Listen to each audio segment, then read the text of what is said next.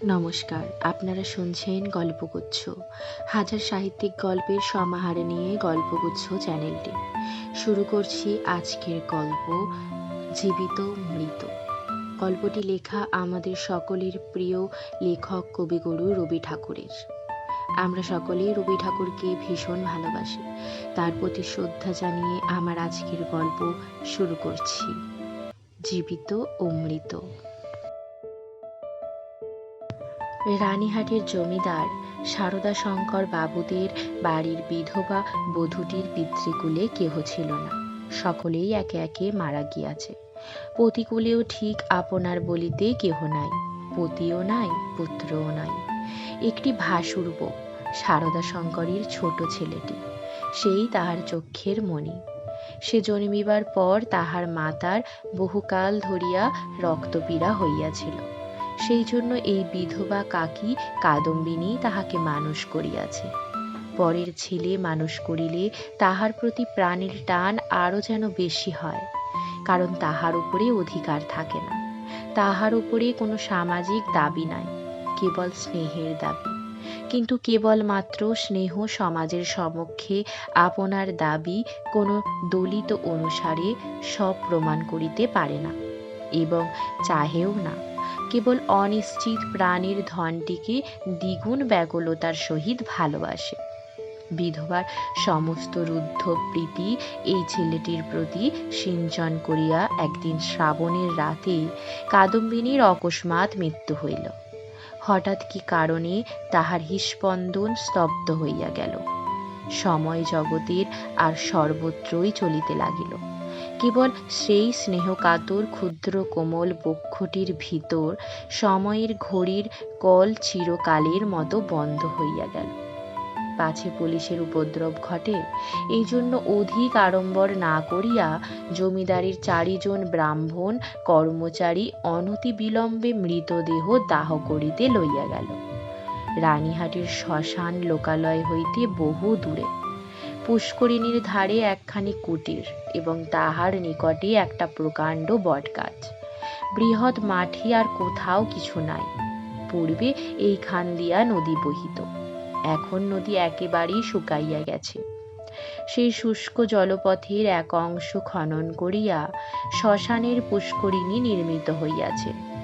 এখনকার লোকেরা এই পুষ্করিণীকে পূর্ণ শতম্বিনীর প্রতিনিধিরূপ জ্ঞান করে। মৃতদেহ কুটিরের মধ্যে স্থাপন করিয়া চিতার কাঠ আসিবার প্রতীক্ষায় 4 জন বসিয়া রহিল। সময় এত দীর্ঘ বোধ হইতে লাগিল যে অধীর হইয়া 4 জনের মধ্যে নিতাই এবং গুরুচরণ কাঠ আনিতে এত বিলম্ব হইতেছে কেন দেখিতে গেল। বিধু এবং বনমালী মৃতদেহ রক্ষা করিয়া বসিয়া রহিল। শ্রাবণের অন্ধকার রাত্রি, থমথমে মেঘ করিয়া আছে, আকাশে একটি তারাও দেখা যায় না। অন্ধকার ঘরে 2 জনে চুপ করিয়া বসিয়া রহিল।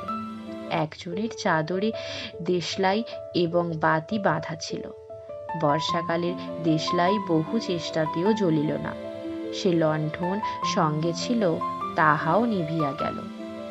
অনেকক্ষণ চুপ করিয়া থাকিয়া একজন কহিল, ভাইরে, 1 চিলিম তামাকের জোগাড় থাকিলে বড় সুবিধা হইত, তাড়াতাড়ি কিছুই আনা হয় নাই। অন্য ব্যক্তি কহিল, আমি চট করিয়া 1 দৌড়ে সমস্ত সংগ্রহ করিয়া আনিতে পারি। বনমালীর পলায়নের অভিপ্রায় বুঝিয়া বিধু কহিল, মাইরি, আর আমি বুঝি এখানে একলা বসিয়া থাকিব? আবার কথাবার্তা বন্ধ হইয়া গেল। 5 মিনিটকে 1 ঘণ্টা বলিয়া মনে হইতে লাগিল।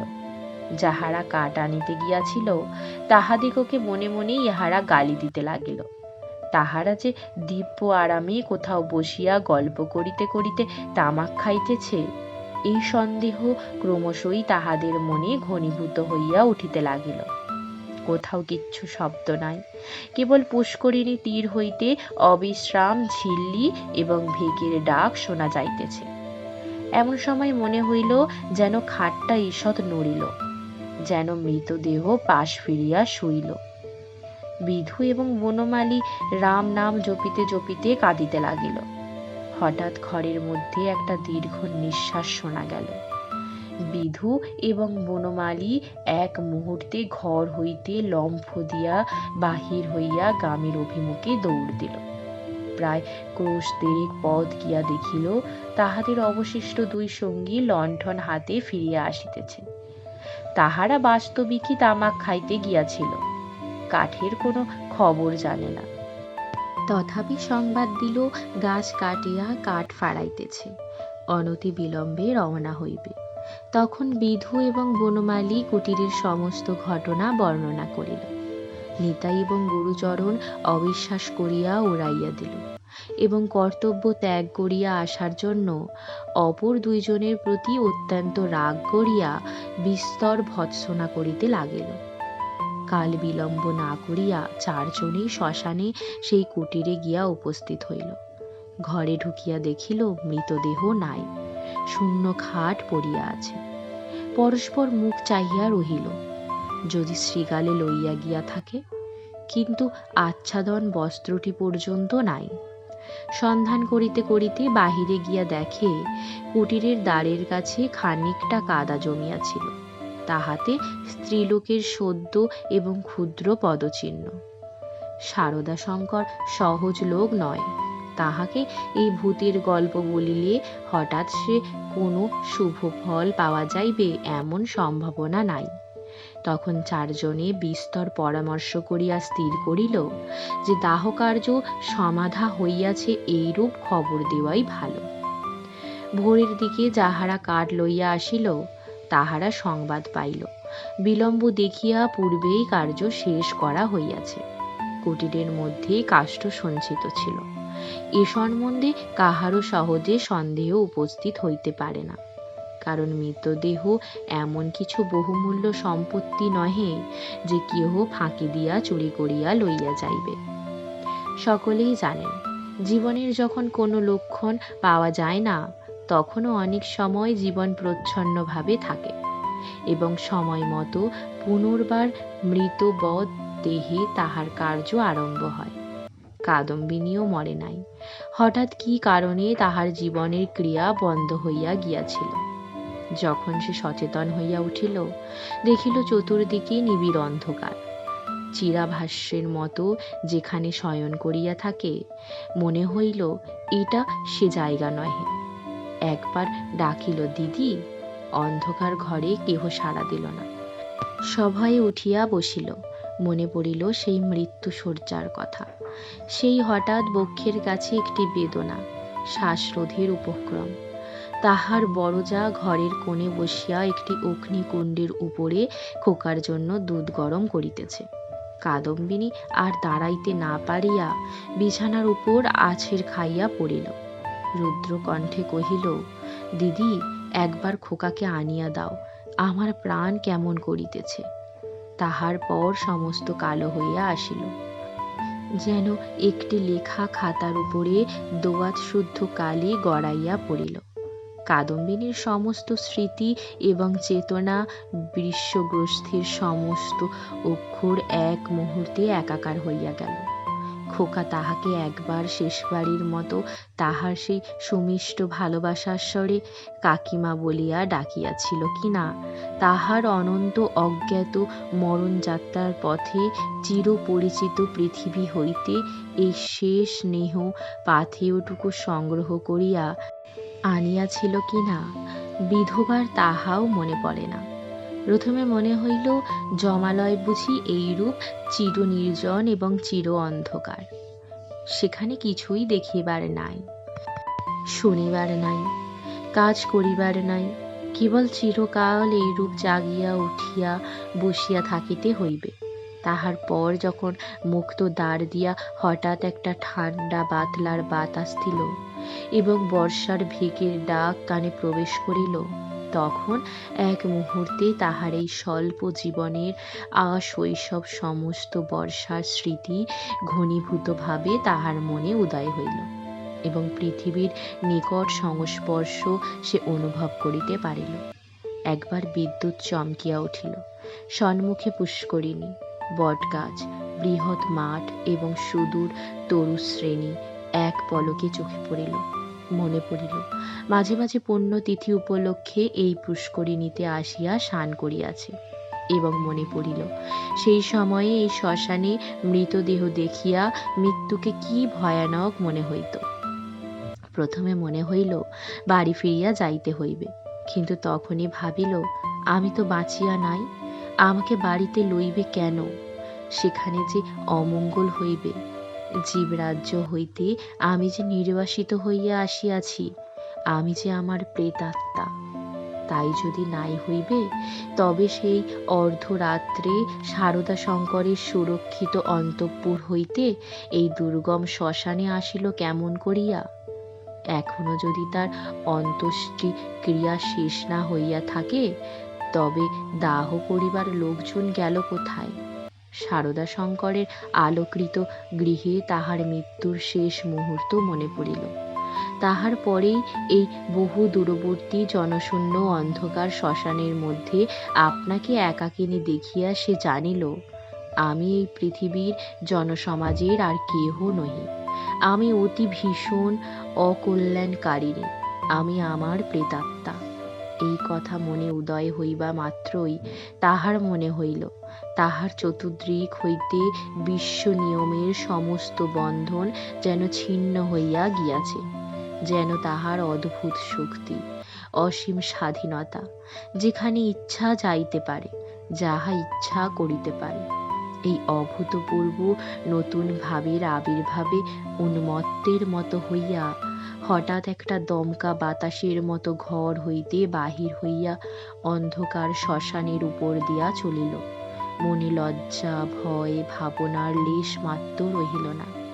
চলিতে চলিতে চরণ শ্রান্ত, দেহ দুর্বল হইয়া আসিতে লাগিল। মাঠের পর মাঠ আর শেষ হয় না, মাঝে মাঝে ধান্যক্ষেত্র, কোথাও বা এক হাঁটু জল দাঁড়াইয়া আছে। যখন ভোরের আলো অল্প দেখা দিয়াছে, তখন অদূরে লোকালয়ের বাঁশঝাড় হইতে দুটো একটা পাখির ডাক শোনা গেল। তখন তাহার কেমন ভয় করিতে লাগিল। পৃথিবীর সহিত জীবিত মনুষ্যের সহিত এখন তাহার কিরূপ নতুন সম্পর্ক দাঁড়াইয়াছে সে কিছু জানে না। যতক্ষণ মাঠে ছিল, শ্মশানে ছিল, শ্রাবণ রজনীর অন্ধকারের মধ্যে ছিল, ততক্ষণ সে যেন নির্ভয়ে ছিল, যেন আপন রাজ্যে ছিল। দিনের আলোতে লোকালয় তাহার পক্ষে অতি ভয়ঙ্কর স্থান বলিয়া বোধ হইল। মানুষ ভূতকে ভয় করে, ভূতও মানুষকে ভয় করে। মৃত্যু নদীর দুই পাড়ে দুইজনের বাস। কাপড়ে কাদা মাখিয়া অদ্ভুত ভাবের বশে ও রাত্রি জাগরণের পাগলের মতো হইয়া কাদম্বিনীর যেরূপ চেহারা হইয়াছিল, তাহাতে মানুষ তাহাকে দেখিয়া ভয় পাইতে পারিত, এবং ছেলেরা বোধহয় দূরে পালাইয়া গিয়া তাহাকে ঢেলা মারিত। সৌভাগ্যক্রমে একটি পথিক ভদ্রলোক তাহাকে সর্বপ্রথমে এই অবস্থায় দেখিতে পায়। সে আসিয়া কহিল, মা, তোমাকে ভদ্র কুলবধূ বলিয়া বোধ হইতেছে। তুমি এই অবস্থায় একলা পথে কোথায় চলিয়াছ? কাদম্বিনী প্রথমে কোনো উত্তর না দিয়া তাকাইয়া রহিল। হঠাৎ কিছুই ভাবিয়া পাইল না। সে যে সংসারের মধ্যে আছে, তাহাকে যে ভদ্র কুলবধূর মতো দেখাইতেছে, গ্রামের পথে পথিক তাহাকে যে প্রশ্ন জিজ্ঞাসা করিতেছে, এ সমস্তই তাহার কাছে অভাবনীয় বলিয়া বোধ হইল। পথিক তাহাকে পুনশ্চ কহিল, চলো মা, আমি তোমাকে ঘরে পৌঁছিয়া দিই। তোমার বাড়ি কোথায় আমাকে বলো। কাদম্বিনী চিন্তা করিতে লাগিল। শ্বশুর বাড়ি ফিরিবার কথা মনে স্থান দেওয়া যায় না, বাপের বাড়ি তো নাই। তখন ছেলেবেলার সইকে মনে পড়িল। সই যোগমায়ার সহিত যদিও ছেলেবেলা হইতে বিচ্ছেদ, তথাপি মাঝে মাঝে চিঠিপত্র চলে। এক এক সময় রীতিমতো ভালোবাসার লড়াই চলিতে থাকে। কাদম্বিনী জানাইতে চাহে ভালোবাসা তাহার দিকেই প্রবল। যোগমায়া জানাইতে চাহে কাদম্বিনী তাহার ভালোবাসার যথোপযুক্ত প্রতিদান দেয় না। কোনো সুযোগে একবার উভয়ে মিলন হইতে পারিলে যে এক দণ্ড কেউ কাহাকে চোখের আড়াল করিতে পারিবে না, এ বিষয়ে কোনো পক্ষেরই কোনো সন্দেহ ছিল না। কাদম্বিনী ভদ্রলোকটিকে কহিল, নিশিন্দাপুরে শ্রীপতিচরণ বাবুর বাড়ি যাইব। পথিক কলিকাতায় যাইতেছিলেন। নিশিন্দাপুর যদিও নিকটবর্তী নহে, তথাপি তাহার গম্য পথেই পড়ে। তিনি স্বয়ং বন্দোবস্ত করিয়া কাদম্বিনীকে শ্রীপতিচরণ বাবুর বাড়ি পৌঁছিয়া দিলেন। দুই সইয়ের মিলন হইল। প্রথমে চিনিতে একটু বিলম্ব হইয়াছিল, তারপরে বাল্য সাদৃশ্য উভয়ের চক্ষে ক্রমশই পরিস্ফুট হইয়া উঠিল। যোগমায়া কহিল, ও মা, আমার কি ভাগ্য! তোমার যে দর্শন পাইব এমন তো আমার মনেই ছিল না। কিন্তু ভাই, তুমি কি করিয়া আসিলে? তোমার শ্বশুর বাড়ির লোকেরা যে তোমাকে ছাড়িয়া দিল। কাদম্বিনী চুপ করিয়া রহিল। অবশেষে কহিল, ভাই, শ্বশুর বাড়ির কথা আমাকে জিজ্ঞাসা করিও না। আমাকে দাসীর মতো বাড়ির এক প্রান্তে স্থান দিও, আমি তোমাদের কাজ করিয়া দিব। যোগমায়া কহিল, ও মা, সে কি কথা? দাসীর মতো থাকিবে কেন? তুমি আমার সই, তুমি আমার ইত্যাদি ইত্যাদি আরো কত কি। এমন সময় শ্রীপতি ঘরে প্রবেশ করিল। কাদম্বিনী খানিকক্ষণ তাহার মুখের দিকে তাকাইয়া ধীরে ধীরে ঘর হইতে বাহির হইয়া গেল। মাথায় কাপড় দেওয়া বা কোনরূপ সংকোচ বা সম্ভ্রমের লক্ষণ দেখা গেল না। পাছে তাহার সইয়ের বিরুদ্ধে শ্রীপতি কিছু মনে করে, এজন্য ব্যস্ত হইয়া যোগমায়া নানা রূপে তাহাকে বুঝাইতে আরম্ভ করিল। কিন্তু এতই অল্প বুঝাইতে হইল, এবং শ্রীপতি এত সহজে যোগমায়ার সমস্ত প্রস্তাবে অনুমোদন করিল যে যোগমায়া মনে মনে বিশেষ সন্তুষ্ট হইল না। কাদম্বিনী সইয়ের বাড়িতে আসিল, কিন্তু সইয়ের সঙ্গে মিশিতে পারিল না। মাঝে মৃত্যুর ব্যবধান। আত্মসম্বন্ধে সর্বদা একটা সন্দেহ এবং চেতনা থাকিলে পরের সঙ্গে মেলা যায় না। কাদম্বিনী যোগমায়ার মুখের দিকে চায় এবং কি যেন ভাবে, মনে করে স্বামী এবং ঘরকন্যা লইয়াও যেন বহু দূরে আর এক জগতে আছে। স্নেহ, মমতা এবং সমস্ত কর্তব্য লইয়া ও যেন পৃথিবীর লোক, আর আমি যেন শূন্য ছায়া।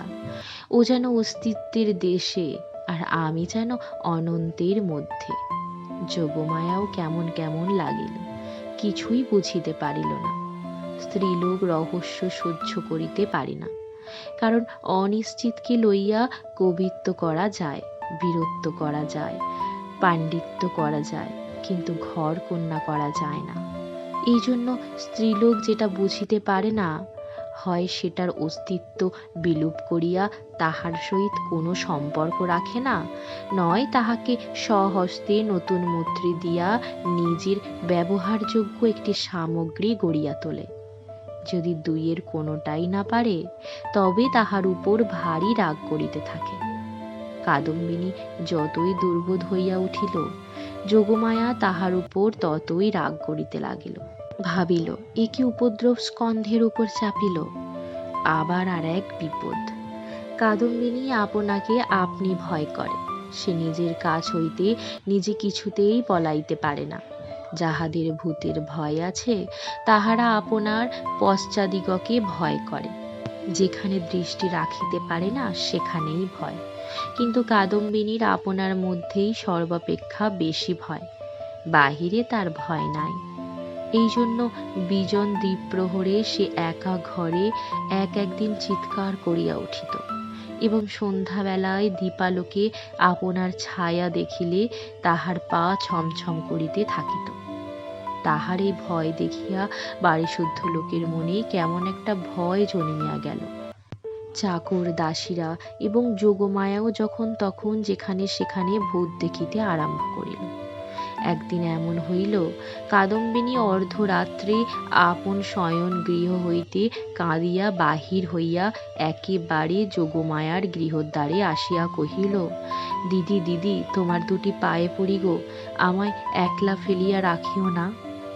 যোগমায়ার যেমন ভয়ও পাইল, তেমনি রাগও হইল। ইচ্ছা করিল তদ্দণ্ডেই কাদম্বিনীকে দূর করিয়া দেয়, দয়াপর বশ শ্রীপতি অনেক চেষ্টায় তাহাকে ঠান্ডা করিয়া পার্শ্ববর্তী গৃহে স্থান দিল। পরদিন অসময়ে অন্তঃপুরে শ্রীপতি তবল হইল। যোগমায়া তাহাকে অকস্মাৎ ভৎসনা করিতে আরম্ভ করিল। হ্যাগা, তুমি কেমন ধারা লোক! একজন মেয়ে মানুষ আপন শ্বশুর ঘর ছাড়িয়া তোমার ঘরে আসিয়া অধিষ্ঠান হইল, মাসখানেক হইয়া গেল, তবু যাইবার নাম করে না, আর তোমার মুখে যে একটি আপত্তি মাত্র শুনি না। তোমার মনের ভাবটা কি বুঝাইয়া বলো দেখি। তোমরা পুরুষ মানুষ এমনই জাতি বটে। বাস্তবিক সাধারণ স্ত্রী জাতির পরে পুরুষ মানুষের একটা নির্বিচার পক্ষপাত আছে, এবং সেজন্য স্ত্রী লোকেরাই তাহাদিগকে অধিক অপরাধী করে। নিঃসহায় অথচ সুন্দরী কাদম্বিনীর প্রতি শ্রীপতির করুণা যে যথোচিত মাত্রার চেয়ে কিঞ্চিৎ অধিক ছিল, তাহার বিরুদ্ধে তিনি যোগমায়ার গাত্রস্পর্শপূর্বক শপথ করিতে উদ্যত হইলেও তাহার ব্যবহারে তাহার প্রমাণ পাওয়া যাইত। তিনি মনে করিতেন নিশ্চয়ই শ্বশুরবাড়ির লোকেরা এই প্রত্যহীনা বিধবার প্রতি অন্যায় অত্যাচার করিত। তাই নিতান্ত সহ্য করিতে না পারিয়া পলাইয়া কাদম্বিনী আমার আশ্রয় লইয়াছে। যখন ইহার বাপ মা কেহই নাই, তখন আমি ইহাকে কি করিয়া ত্যাগ করি? এই বলিয়া তিনি কোনরূপ সন্ধান লইতে ক্ষান্ত ছিলেন, এবং কাদম্বিনীকেও এই অপ্রীতিকর বিষয়ে প্রশ্ন করিয়া ব্যথিত করিতে তাহার প্রবৃত্তি হইত না। তখন তাহার স্ত্রী তাহার অসার কর্তব্য বুদ্ধিতে নানা প্রকার আঘাত করিতে লাগিল। কাদম্বিনীর শ্বশুর বাড়িতে খবর দেওয়া যে তাহার গৃহের শান্তি রক্ষার পক্ষে একান্ত আবশ্যক, তাহা তিনি বেশ বুঝিতে পারিলেন। অবশেষে স্থির করিলেন, হঠাৎ চিঠি লিখিয়া বসিলে ভালো ফল নাও হইতে পারে। অতএব রানীহাটে তিনি নিজে গিয়া সন্ধান লইয়া যাহা কর্তব্য স্থির করিবেন। শ্রীপতি তো গেলেন। এদিকে যোগমায়া আসিয়া কাদম্বিনীকে কহিল, সই, এখানে তোমার আর থাকা ভালো দেখাইতেছে না, লোকে বলিবে কি? কাদম্বিনী গম্ভীরভাবে যোগমায়ার মুখের দিকে তাকাইয়া কহিল, লোকের সঙ্গে আমার সম্পর্ক কি? যোগমায়া কথা শুনিয়া অবাক হইয়া গেল। কিঞ্চিৎ রাগিয়া কহিল, তোমার না থাকে, আমাদের তো আছে। আমরা পরের ঘরের বধূকে কি বলিয়া আটক করিয়া রাখিব? কাদম্বিনী কহিল, আমার শ্বশুর ঘর কোথায়? যোগমায়া ভাবিল, মরণ, পোড়া কপালি বলে কি? কাদম্বিনী ধরে ধীর কহিল, আমি কি তোমাদের কেহ? আমি কি এই পৃথিবীর? তোমরা হাসিতেছ, কাঁদিতেছ, ভালোবাসিতেছ, সবাই আপন আপন লইয়া আছো, আমি তো কেবল চাহিয়া আছি। তোমরা মানুষ আর আমি ছায়া। বুঝিতে পারি না ভগবান আমাকে তোমাদের এই সংসারের মাঝখানে কেন রাখিয়াছেন। তোমরাও ভয় করো, পাছি তোমাদের হাসি খেলার মধ্যে আমি অমঙ্গল আনি। আমিও বুঝিয়া উঠিতে পারি না তোমাদের সঙ্গে আমার কি সম্পর্ক। কিন্তু ঈশ্বর যখন আমাদের জন্য আর কোনো স্থান গড়িয়া রাখেন নাই, তখন কাজে কাজেই বন্ধন ছিঁড়িয়া যায়, তবু তোমাদের কাছেই ঘুরিয়া ঘুরিয়া বেড়াই। এমনি ভাবে চাহিয়া কথাগুলো বলিয়া গেল যে যোগমায়া কেমন একরকম করিয়া মোটের উপর একটা কি বুঝিতে পারিল, কিন্তু আসল কথাটা বুঝিল না, জবাবও দিতে পারিল না, দ্বিতীয়বার প্রশ্ন করিতেও পারিল না। অত্যন্ত ভারগ্রস্ত গম্ভীরভাবে চলিয়া গেল। রাত্রি প্রায় যখন 10টা, তখন শ্রীপতি রানীহাট হইতে ফিরিয়া আসিলেন। মুষলধারে বৃষ্টিতে পৃথিবী ভাসিয়া যাইতেছে। ক্রমাগতই তাহার ঝড় ঝড় শব্দে মনে হইতেছে বৃষ্টির শেষ নাই, আজ রাত্রিরও শেষ নাই। যোগমায়া জিজ্ঞাসা করিলেন, কি হইল? শ্রীপতি কহিলেন, সে অনেক কথা, পরে হইবে বলিয়া কাপড় ছাড়িয়া আহার করিলেন এবং তামাক খাইয়া শুইতে গেলেন। ভাবটা অত্যন্ত চিন্তিত। যোগমায়া অনেকক্ষণ কৌতূহল দমন করিয়াছিলেন। শয্যায় প্রবেশ করিয়া জিজ্ঞাসা করিলেন, কি শুনিলে বলো? শ্রীপতি কহিলেন, নিশ্চয় তুমি একটা ভুল করিয়াছ। শুনিবা মাত্র যোগমায়া মনে মনে ঈষৎ রাগ করিলেন। ভুল মেয়েরা কখনোই করে না, যদিও বা করে, কোনো সুবুদ্ধি পুরুষের সেটা উল্লেখ করা কর্তব্য হয় না। নিজের ঘাড় পাতিয়া লওয়াই সুযুক্তি। যোগমায়া কিঞ্চিত উচ্চভাবে কহিলেন, কি রকম শুনি? শ্রীপতি কহিলেন, যে স্ত্রীলোকটিকে তোমার ঘরে স্থান দিয়াছ সে তোমার সই কাদম্বিনী নহে। এমনতর কথা শুনিলে সহজেই রাগ হইতে পারে, বিশেষত নিজের স্বামীর মুখে শুনিলে তো কথাই নাই। যোগমায়া কহিলেন, আমার সইকে আমি চিনি না, তোমার কাছ হইতে চিনিয়া লইতে হইবে? শ্রীপতি বুঝাইলেন, এই স্থলে কথার স্ত্রী লইয়া কোন রূপ তর্ক হইতেছে না, প্রমাণ দেখিতে হইবে। যোগমায়ার সই কাদম্বিনী যে মারা গিয়াছে তাহাতে কোনো সন্দেহ নাই। যোগমায়া কহিলেন, এই শোনো, তুমি নিশ্চয় একটা গোল পাকাইয়া আসিয়াছ। কোথায় যাইতে কোথায় গিয়াছ, কি শুনিতে কি শুনিয়াছ তাহার ঠিক নাই। তোমাকে নিজে যাইতে কে বলিল? একখানা চিঠি লিখিয়া দিলেই সমস্ত পরিষ্কার হইত। নিজের কর্মপটুতার প্রতি স্থির এরূপ বিশ্বাসের অভাবে শ্রীপতি অত্যন্ত ক্ষুণ্ণ হইয়া বিস্তারিতভাবে সমস্ত প্রমাণ প্রয়োগ করিতে লাগিলেন, কিন্তু কোনো ফল হইল না। উভয় পক্ষে হাঁ না করিতে করিতে রাত্রি দ্বিপ্রহর হইয়া গেল।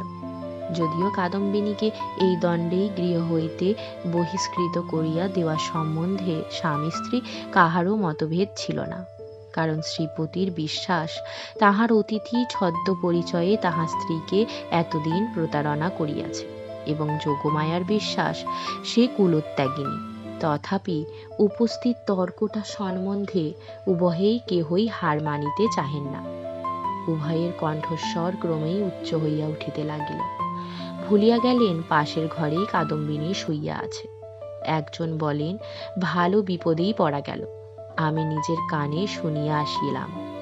আর একজন দৃঢ় স্বরে বলেন, সে কথা বলিলে মানিব কেন, আমি নিজের চক্ষে দেখিতেছি। অবশেষে যোগমায়া জিজ্ঞাসা করিলেন, আচ্ছা, কাদম্বিনী কবে মরিল বলো দেখি? ভাবিলেন, কাদম্বিনীর কোনো একটা চিঠির তারিখের সহিত অন্যৈক্য বাহির করিয়া শ্রীপতির ভ্রম সপ্রমাণ করিয়া দিবেন। শ্রীপতি যে তারিখের কথা বলিলেন, উভয়ে হিসাব করিয়া দেখিলেন সেদিন সন্ধ্যাবেলায় কাদম্বিনী তাহাদের বাড়িতে আসে, সে তারিখ ঠিক তাহার পূর্বের দিনের পরে। শুনিবা মাত্র যোগমায়ার বুকটা হঠাৎ কাঁপিয়া উঠিল। শ্রীপতিরও কেমন একরকম বোধ হইতে লাগিল। এমন সময়ে তাহাদের ঘরের দ্বার খুলিয়া গেল। একটা পাতলার বাতাস আসিয়া প্রদীপটা ফস করিয়া নিভিয়া গেল। বাহিরের অন্ধকার প্রবেশ করিয়া এক মুহূর্তে সমস্ত ঘরটা আগাগোড়া ভরিয়া গেল। কাদম্বিনী একেবারে ঘরের ভিতরে আসিয়া দাঁড়াইল। তখন রাত্রি 2:30 প্রহর হইয়া গিয়াছে। বাহিরে অবিশ্রাম বৃষ্টি পড়িতেছে। কাদম্বিনী কহিল, সই, আমি তোমার সেই কাদম্বিনী, কিন্তু এখন আমি আর বাঁচিয়া নাই, আমি মরিয়া আছি। যোগমায়া ভয়ে চিৎকার করিয়া উঠিলেন। শ্রীপতি বাক্স্ফূর্তি হইল না। কিন্তু আমি মরিয়াছি ছাড়া তোমাদের কাছে আর কি অপরাধ করিয়াছি? আমার যদি ইহলোকেও স্থান নাই, পরলোকেও স্থান নাই, ওগো, আমি তবে কোথায় যাইব? তীব্র কণ্ঠে চিৎকার করিয়া যেন এই গভীর বর্ষা নিশীতে সুপ্ত বিধাতাকে জাগ্রত করিয়া জিজ্ঞাসা করিল, ওগো, আমি তবে কোথায় যাইব? এই বলিয়া মূর্ছিত দম্পতিকে অন্ধকার ঘরে ফেলিয়া বিশ্বজগতে কাদম্বিনী আপনার স্থান খুঁজিতে গেল। কাদম্বিনী যে কেবল করিয়া রানীহাটে ফিরিয়া গেল তাহা বলা কঠিন, কিন্তু প্রথমে কাহাকেও দেখা দিল না। সমস্ত দিন অনাহারে একটা ভাঙা পোড়া মন্দিরে যাপন করিল। বর্ষার অকাল সন্ধ্যা যখন অত্যন্ত ঘন হইয়া আসিল এবং আসন্ন দুর্যোগের আশঙ্কায় গ্রামের লোকেরা ব্যস্ত হইয়া আপন আপন গৃহ আশ্রয় করিল, তখন কাদম্বিনী পথে বাহির হইল। শ্বশুরবাড়ির দ্বারে গিয়া একবার তাহার হৃৎকম্প উপস্থিত হইয়াছিল, কিন্তু মস্ত ঘুমটা টানিয়া যখন ভিতরে প্রবেশ করিল, দাসীভ্রমে দাড়িরা কোনরূপ বাধা দিল না। এমন সময় বৃষ্টি খুব চাপিয়া আসিল, বাতাসও বেগে বইতে লাগিল। তখন বাড়ির গৃহিণী সারদা শঙ্করের স্ত্রী তাহার বিধবা ননদের সহিত তাস খেলিতেছিলেন। ঝি ছিল রান্নাঘরে এবং পীড়িত খোকা জ্বরের উপশমে শয়ন গৃহের বিছানায় ঘুমাইতেছিল। কাদম্বিনী সকলের চক্ষু এড়াইয়া সেই ঘরে গিয়া প্রবেশ করিল। সে যে কি ভাবিয়া শ্বশুরবাড়ি আসিয়াছিল জানি না, সে নিজেও জানে না। কেবল এইটুকু জানে যে একবার খোকাকে চক্ষে দেখিয়া যাইবার ইচ্ছা। তাহার পর কোথায় যাইবে, কি হইবে, সে কথা সে ভাবেও নাই। দীপালোকে দেখিল রুগ্ন শীর্ণ খোকা হাত মুঠা করিয়া ঘুমাইয়া আছে। দেখিয়া উত্তপ্ত হৃদয় যেন তৃষ্ণাতুর হইয়া উঠিল। তাহার সমস্ত বালাই লইয়া তাহাকে একবার বুকে চাপিয়া না ধরিলে কি বাঁচা যায়? আর তাহার পর মনে পড়িল, আমি নাই, ইহাকে দেখিবার কি আছে? ইহার না সঙ্গ ভালোবাসে, গল্প ভালোবাসে, খেলা ভালোবাসে। এতদিন আমার হাতে ভার দিয়াই সে নিশ্চিন্ত ছিল। কখনো তাহাকে ছেলে মানুষ করিবার কোনো দায় পোহাইতে হয় নাই। আজ ইহাকে কি তেমন করিয়া যত্ন করিবে? এমন সময় খোকা হঠাৎ পাশ ফিরিয়া অর্ধনিদ্রিত অবস্থায় বলিয়া উঠিল, কাকিমা, জল দে। আহ, মইরা যাই। সোনা আমার, তোর কাকিমাকে এখনো ভুলিস নাই? তাড়াতাড়ি খোঁজা হইতে জল গড়াইয়া লইয়া খোকাকে বুকের উপর তুলিয়া কাদম্বিনী তাহাকে জল পান করাইল। যতক্ষণ ঘুমের ঘোর ছিল, চিরাভ্যাস মতো কাকিমার হাত হইতে জল খাইতে খোকার কিছুই আশ্চর্য বোধ হইল না। অবশেষে কাদম্বিনী যখন বহুকালের আকাঙ্ক্ষা মিটাইয়া তাহার মুখ চুম্বন করিয়া তাহাকে আবার শুয়াইয়া দিল, তখন তাহার ঘুম ভাঙিয়া গেল এবং কাকিমাকে জড়াইয়া ধরিয়া জিজ্ঞাসা করিল, কাকিমা, তুই মরে গিয়েছিলি? কাকিমা কহিল, হ্যাঁ খোকা। আবার তুই খোকার কাছে ফিরে এসেছিস? আর তুই মরে যাবি নে? ইহার উত্তর দিবার পূর্বেই একটা গোল বাঁধিল। ঝি এক বাটি শাক হাতে করিয়া ঘরে প্রবেশ করিয়াছিল। হঠাৎ বাটি ফেলিয়া মা গো বলিয়া আছাড় খাইয়া পড়িয়া গেল। চিৎকার শুনিয়া তাস ফেলিয়া গিন্নি ছুটিয়া আসিলেন। ঘরে ঢুকিতেই তিনি একেবারে কাষ্ঠের মতো হইয়া গেলেন। পলাইতেও পারিলেন না, মুখ দিয়া একটি কথাও সরিল না। এই সকল ব্যাপার দেখিয়া খোকারও মনে ভয়ের সঞ্চার হইয়া উঠিল। সে কাঁদিয়া বলিয়া উঠিল, কাকিমা, তুই যা। কাদম্বিনী অনেক দিন পরে আজ অনুভব করিয়াছে যে সে মরে নাই। সেই পুরাতন ঘরদ্বার, সেই সমস্ত, সেই খোকা, সেই স্নেহ তাহার পক্ষে সমান জীবন্ত ভাবেই আছে। মধ্যে কোনো বিচ্ছেদ, কোনো ব্যবধান জন্মায় নাই। সইয়ের বাড়ি গিয়া অনুভব করিয়াছিল বাল্যকালের সে সই মরিয়া গিয়াছে। খোকার ঘরে আসিয়া বুঝিতে পারিল খোকার কাকিমা তো এক তিলও মরে নাই। ব্যাকুল ভাবে কহিল, দিদি, তোমরা আমাকে দেখিয়া কেন ভয় পাইতেছ? এই দেখো, আমি তোমাদের সেই তেমনই আছি। গিন্নি আর দাঁড়াইয়া থাকিতে পারিলেন না, মূর্ছিত হইয়া পড়িয়া গেলেন। ভগ্নীর কাছে সংবাদ পাইয়া সারদা শঙ্কর বাবু স্বয়ং অন্তঃপুরে আসিয়া উপস্থিত হইলেন। তিনি জোর হস্তে কাদম্বিনীকে কহিলেন, ছোট বৌমা, এই কি তোমার উচিত হয়? সতীশ আমার বংশের একমাত্র ছেলে, উহার প্রতি তুমি কেন দৃষ্টি দিতেছ? আমরা কি তোমার পর? তুমি যাওয়ার পর হইতে ও প্রতিদিন শুকাইয়া যাইতেছে। উহার ব্যামো আর ছাড়ে না। দিন রাত কেবল কাকিমা কাকিমা করে। যখন সংসার হইতে বিদায় লইয়াছ, তখন এ মায়াবন্ধন ছিঁড়িয়া যাও, আমরা তোমার যথোচিত সৎকার করিব। তখন কাদম্বিনী আর সহিতে পারিল না, তীব্র কণ্ঠে বলিয়া উঠিল, ওগো, আমি মরি নাই গো, মরি নাই। আমি কেমন করিয়া তোমাদের বুঝাই আমি মরি নাই? এই দেখো, আমি বাঁচিয়া আছি। বলিয়া কাঁসার বাটিটা ভূমি হইতে তুলিয়া কপালে আঘাত করিতে লাগিল। কপাল কাটিয়া রক্ত বাহির হইতে লাগিল। তখন বলিল, এই দেখো, আমি বাঁচিয়া আছি। সারদা শঙ্কর মূর্তির মতো দাঁড়াইয়া রহিলেন। খোকা ভয়ে বাবাকে ডাকিতে লাগিল। দুই মূর্ছিতা রমণী মাটিতে পড়িয়া রহিল।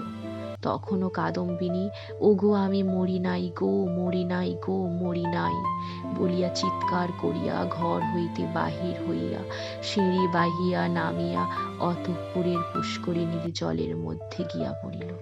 সারদা শঙ্কর উপরের ঘর হইতে শুনিতে পাইলেন, ঝপাস করিয়া একটা শব্দ হইল। সমস্ত রাত্রি বৃষ্টি পড়িতে লাগিল। তাহার পরদিন সকালেও বৃষ্টি পড়িতেছে, মধ্যাহ্নেও বৃষ্টির বিরাম নাই। কাদম্বিনী মরিয়া প্রমাণ করিল সে মরে নাই। গল্পটি শোনার জন্য সকলকে ধন্যবাদ। আমার গল্প পাঠ করা যদি আপনাদের ভালো লেগে থাকে তবে অবশ্যই আমার চ্যানেলটি সাবস্ক্রাইব করে অল নোটিফিকেশান অন করে রাখুন, যাতে আমার সাহিত্যিক গল্প খুব সহজেই আপনাদের কাছে পৌঁছে যায়। গল্পটি শোনার জন্য ধন্যবাদ সকলকে।